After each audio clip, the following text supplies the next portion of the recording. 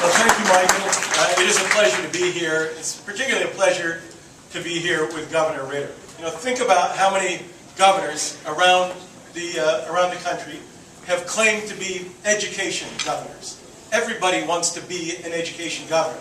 But Governor Ritter has not talked about being an education governor. He's actually been one. He has remained consistently focused on the educational needs of the young people in our state. You know, he formed the P20 Council, which I've had the honor of serving on, along with Michael, along with Bruce Benson, along with Lieutenant Governor Barbara O'Brien. But Governor Ritter never misses an opportunity to talk about the importance of higher education, not just in an abstract sense, but to relate it to his own life. He talks about CSU and the opportunity to have access, to financial aid and to get into an institution like CSU. And of course, Chancellor Joe Blake is here. CSU has a great tradition as a land-grant institution of providing access to people who might not otherwise go to school, much like the community college system, represented here by Dr. Nancy McCallum. Again, an important access point for people who otherwise might not get to go to school. An institution or institutions like Metro State and Dr. Jordan here, again, committed to providing education to the broad array of people, the incredibly diverse people that make up Colorado. All of these folks are committed to the notion that your zip code, your last name, your family income shouldn't decide whether you have access to higher education. Now, I've been very excited about the work of the P20 Council because we've been very focused on making sure that those transitions are successful. That is, transition from elementary school to junior high school, from junior high to high school, from high school to college, whether it's a community college or a four-year college or university. And we know that we lose people at each one of those transition points, and that we can't allow our systems to be viewed as separate. They need to be viewed as a seamless whole. Otherwise, we are not going to see people make successful transitions.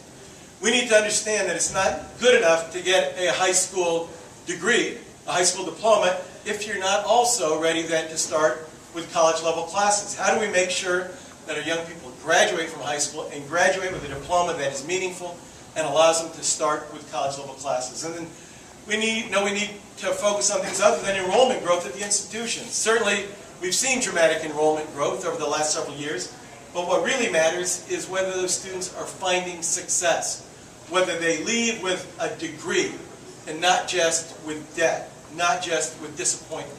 How do we make sure they make that transition successful and they actually move on? Now, when Governor Ritter threw out that figure, 600,000 Coloradans with some college credits but no degree, we see that as an enormous amount of untapped potential.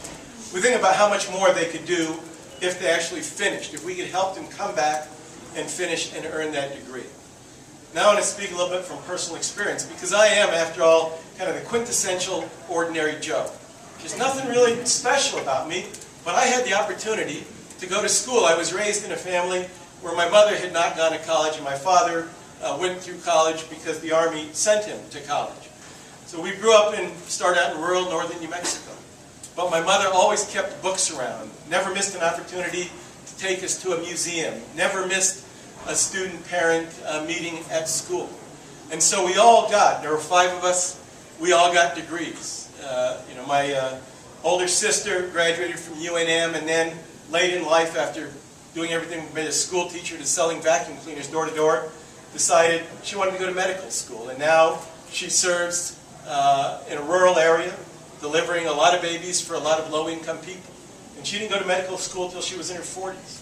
Both of my younger brothers got undergraduate and graduate degrees at MIT. And I was fortunate to come to Colorado and get a business degree from CU before going to law school.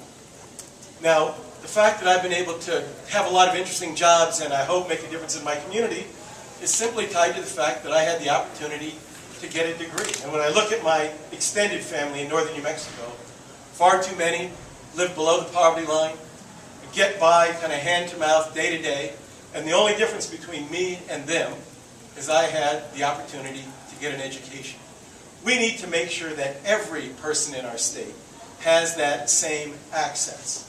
We need to make sure they understand it's not just about income potential, and we know it certainly dramatically increases one's income, if one goes to school, but it's about more than that. It's about the ability to make an impact in their community, to be politically engaged, artistically, culturally, to really make a difference. That's what we want every young person in this state to be able to do. Now it's my pleasure to introduce someone who is trying to change her life. And again, I think she's a very special person, and I've just met her, but what she's trying to accomplish, I think, is so representative of the potential that's out there throughout this state. A young woman with 4 kids, and who's made the decision that she wants to get her degree. She reminds me very much of my mother, who, as I said, didn't have any college, but after she got all of us through at the age of 56, she enrolled at a community college, and she earned her bachelor's degree when she was 63.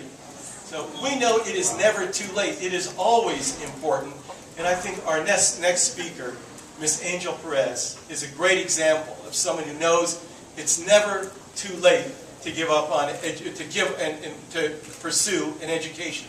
A woman who, with 4 kids, has decided to keep pushing forward, not just for herself, but for the kind of example she sets for her children and, frankly, for all the rest of us.